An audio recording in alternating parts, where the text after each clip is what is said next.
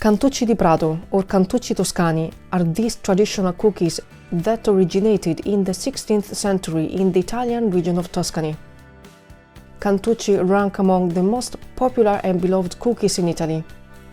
Italians enjoy pairing them with tea or coffee, though some might say it's not proper to dip them in wine, but try telling that to a Tuscan. These cookies might be a bit too dry and crunchy for the tastes of the United States and the United Kingdom. But there's a reason for that. If they were any softer, they would crumble like sand the moment you dip them. The Tuscan bakeries that still produce these cookies with a protected geographical indication guard the original traditional recipe closely. Even today, it's not entirely clear which ingredients should or shouldn't be included. After doing some research, I've come up with my version. In this video, I'll offer variations as some tips, adding a few tweaks that may not align entirely with the classic approach. Let's dive in. We are starting by halving 120 grams of unpeeled almonds. Normally, almonds are usually added whole, but I have found that cutting them in half ensures a better distribution throughout the dough. Once you've halved all those almonds, place them in a skillet over medium-low heat and let them toast for 7-8 minutes. It's not a must-do step, but I highly recommend it. Now, in a bowl, add 2 eggs, 100 grams of granulated sugar, and 25 grams of brown sugar. I know this may differ from the traditional Italian recipe because tradition doesn't exactly endorse the use of brown sugar, and it's not commonly used in Italy. It's my personal choice. Please check the description box for more information. I couldn't cover it all in this short clip. For those sticking to tradition, go with 125 grams of regular granulated sugar. Whisk the eggs and sugar together until the crystals are dissolved and you've got a creamy mix. Add the zest of a small organic lemon and the zest of half a medium organic orange. I couldn't find organic oranges, so I'm using an organic mandarin. Add 1 teaspoon of honey.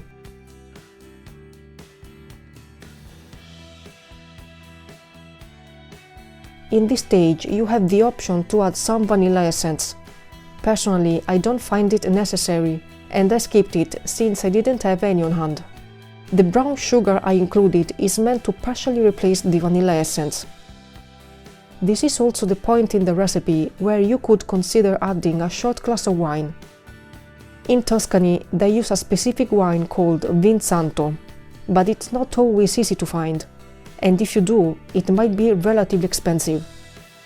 More information about this and alternative wines and liquors is available in the description box in case you are interested in adding it to the recipe.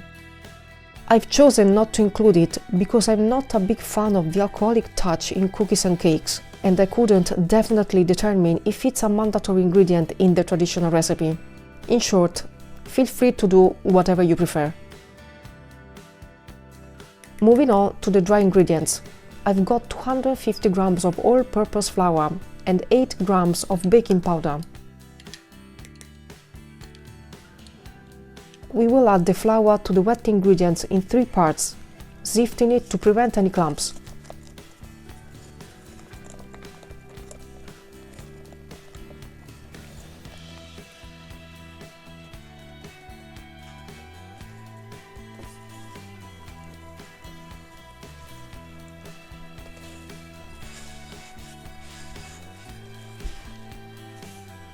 Once you have incorporated 2/3 of the flour into the wet mix, add in half of the almonds.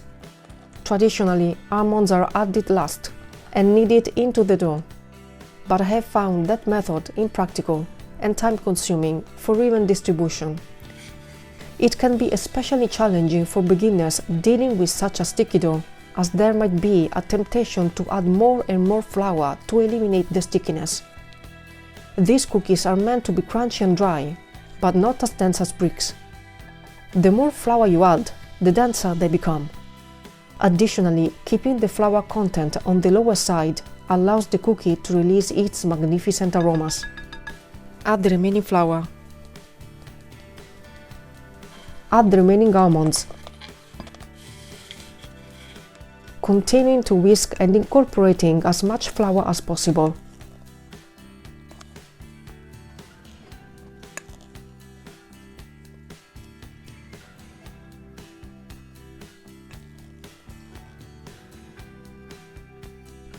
Lightly flour the work surface and place the dough on it,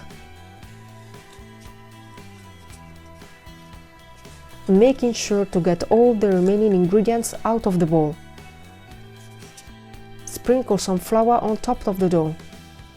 The word less here is imperative. The less you handle, the better. If you overwork the dough, you will end up with sticky hands and still not completely compact dough. This dough absorbs flour quickly, so it's essential not to give it too much. Use a scraper to work the dough in a few moves, bringing together the last small chunks to form a rectangle.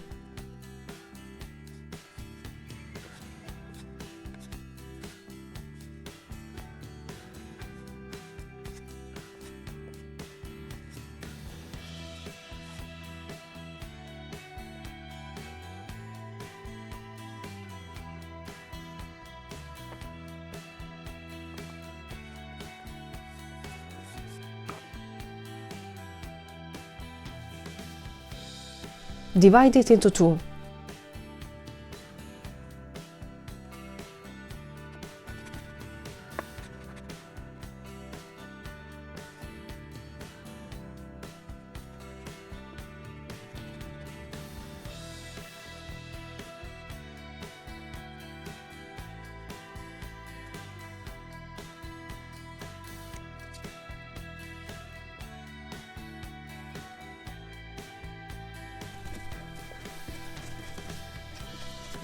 Continuing to use the scraper with a light sprinkle of flour on it.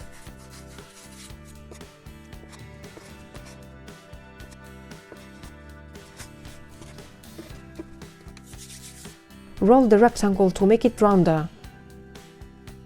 Then flatten it a bit with your hands, shaping it to achieve a thickness of about 1.5–2 cm and a width between 5 and 6 cm. Cantucci cookies shouldn't be thicker than 3 cm or longer than 8 cm. Considering that the dough will rise and puff up a bit during baking, keep the rolls of dough within these measurements. Once done, transfer the dough rectangles onto the baking tray lined with parchment paper.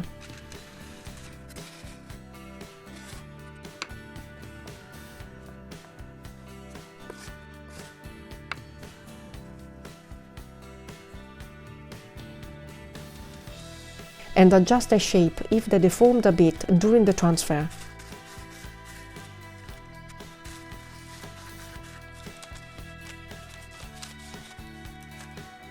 Bake at 180 degrees Celsius for 20–30 minutes. Let's discuss the cracks. This crack is a bit more pronounced. Unfortunately, the oven in the flat I'm temporarily living in is quite old and doesn't bake evenly. It's not mine, and I can't change it. One dough cracked more than the other due to the uneven activity of the eating elements in different areas. Let the cookie doughs cool down for no more than 10 minutes. Begin slicing the doughs while they are still warm, but not so hot that you risk burning your hands. Cut the cookie dough diagonally, not vertically, to give the cookies their unique diagonal shape. I'm using a bread knife because the crust might be a bit hard, and this type of knife gives the cookies a beautiful, authentic handmade look. For these cookies, imperfection is not a defect, it's a virtue. Of course, you can use a smaller knife. Since the dough is still warm, the cookies may tend to crumble a bit. Be patient and hold them while slicing. If you find it challenging or they crumble too much, use a knife with a smooth blade for a cleaner cut.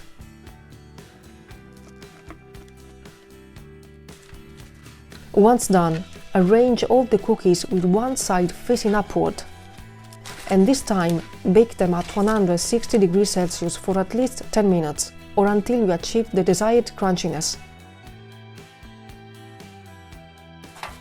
let them cool completely on a wire rack. Despite the unexpected cracks, these cookies still look beautiful to me. Golden brown on the outside with a nice amber color on the inside. The incredible smell of citrus has filled my place. They really take me back in time to all the grandma's kitchens where handmade food always smelled amazing and tasted fantastic. If you decide to make these cookies, please let me know what you think about them. I can't wait to read your opinion. And if you enjoyed this video, give it a thumbs up and share it. Check the channel from time to time, as I'll be posting more Italian recipes in the future. Consider subscribing, and if you like my videos, hit the bell to receive notifications. Thanks for watching, and I'll see you next time.